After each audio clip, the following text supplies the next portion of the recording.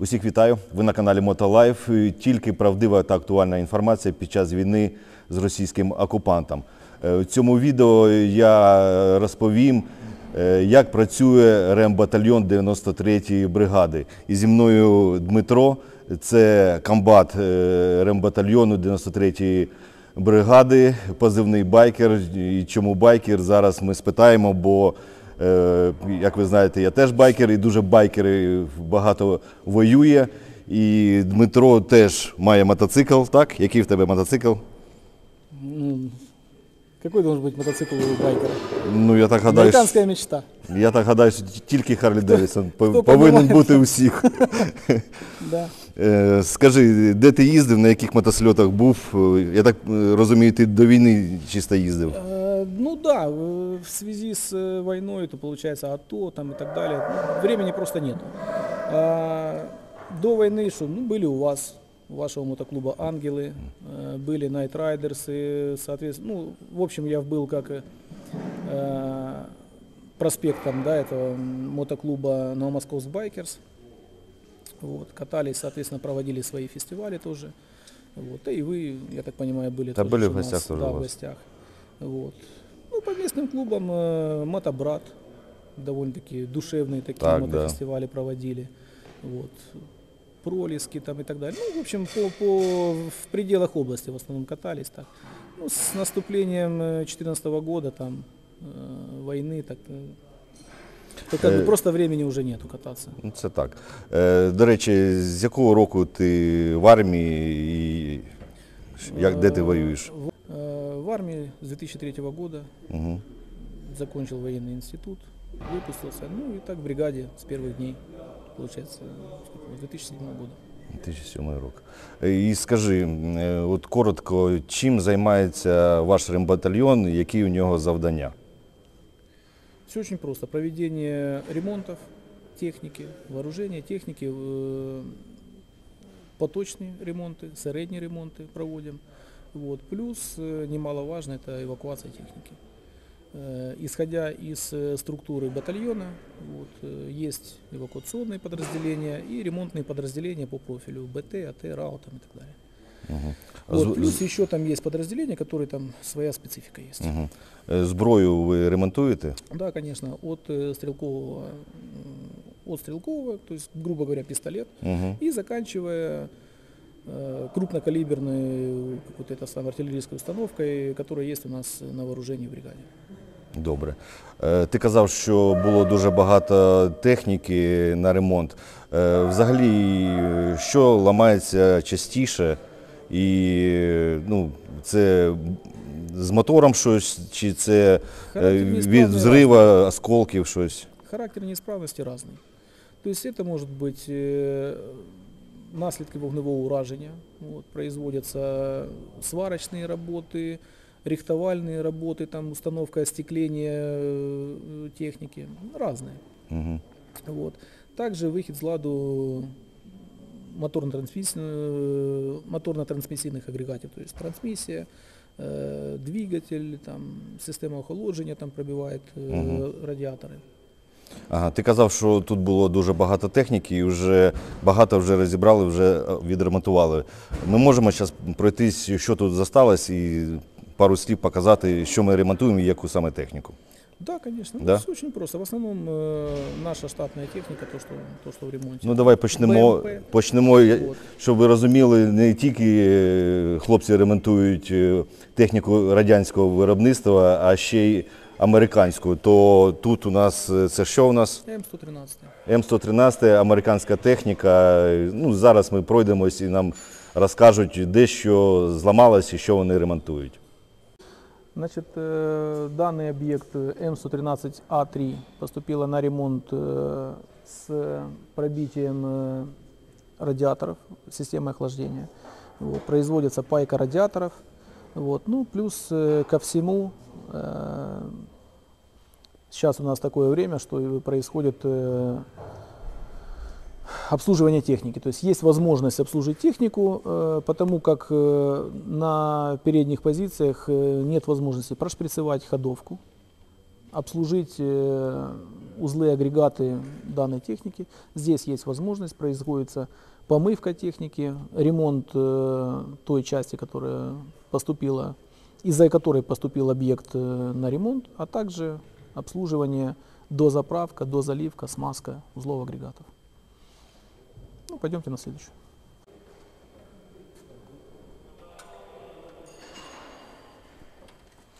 Значит, поступила на ремонт БМП-2, выход з ладу погону башни, вот, замена пластин, подшипников, а также ремонт электрообладнання башти. Вот. Ну, трудоемкий процес. В особенности. Скільки по часу робиться от така техніка, і от коли вона поступила до вас? Можно сделать в течение часа, можно сделать в течение суток, двое. То есть все зависит от того, как разобраться. То есть у нас есть там, допустим, электросхемы, пытаемся разобраться, но тяжело. Как бы оно все не маркированное. Сроки разные.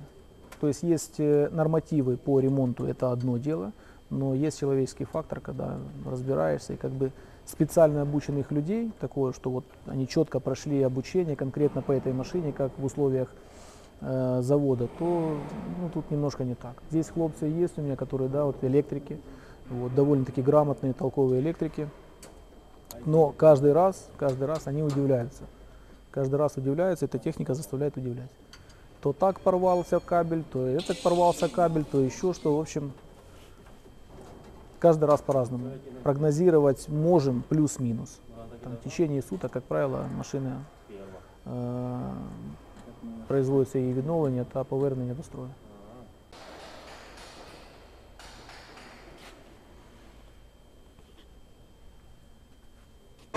Порвало радиатор, необходима замена радиаторов.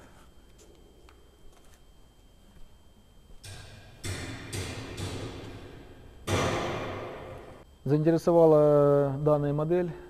Модель называется BREM. Вот, бронированная ремонтно-эвакуационная машина. База 72, Т-72. Конкретно данная модель это ВТ-72, чешский образец Брема. Вот. Находится у нас как штатная единица уже давно, с начала войны. Не это, а еще той войны, с 15-го года, если я не ошибаюсь, она у нас находится. Вот. Ну, это наша палочка-выручалочка по эвакуации техники.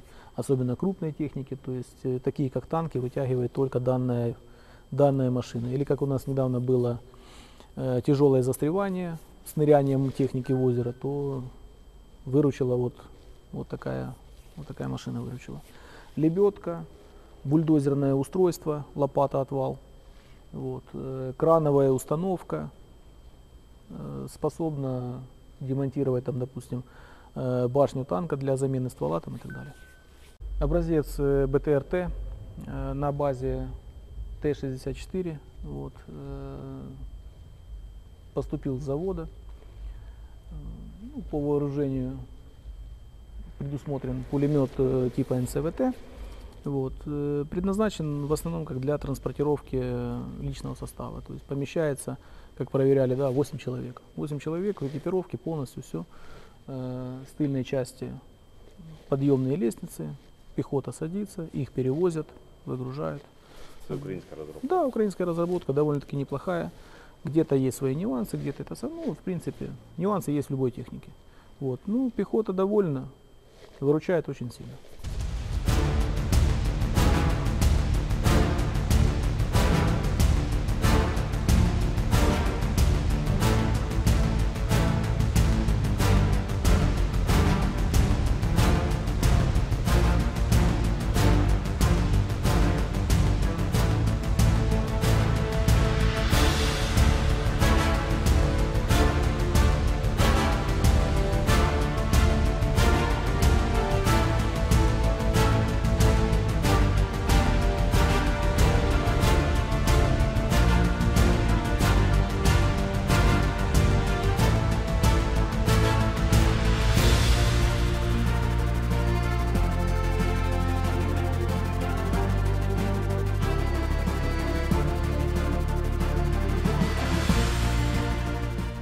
БМП поступила в ремонт замена сцепления.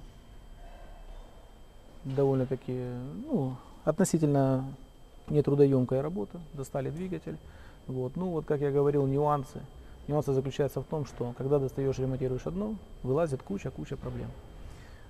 Там где-то патрубок порвали, там еще что-то, там висело на соплях, зацепили, дорвалось до конца. То есть производится обслуживание в полном объеме. Лезем в одно место, кроме того, смотрим еще другие места, где там еще может подтекание, где-то еще может какие-то проблемы.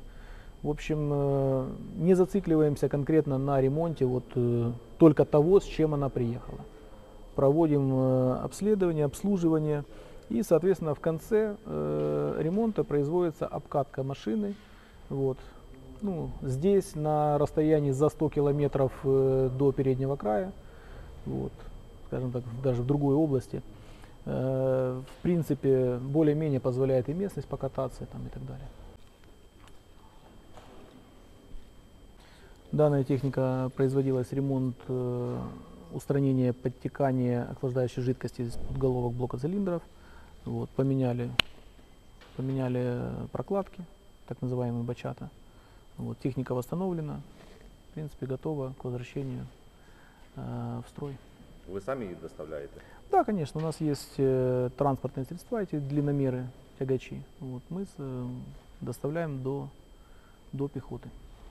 Ну, ось ми трошки пройшлись по рембатальйону. Хочу сказати, що вони знаходяться далеко від лінії фронту, то їм нічого не загрожує. Але це відео вийде вже тоді, коли вони поміняють ще свою дислокацію, і щоб не наражати їх на небезпеку. Я хочу подякувати Дмитру, це комбат рембатальйону 93-ї бригади, за те, що розповів, як працює рембатальйон, щоб ви знали, що не тільки бувають стрілецькі батальйони, танкові, артилерія, і завдяки їм все швидко ремонтується і повертається на фронт. То ми будемо показувати ще інші підрозділи, яких не видно на лінії фронту, але завдяки їм перемога наша йде як намного швидше.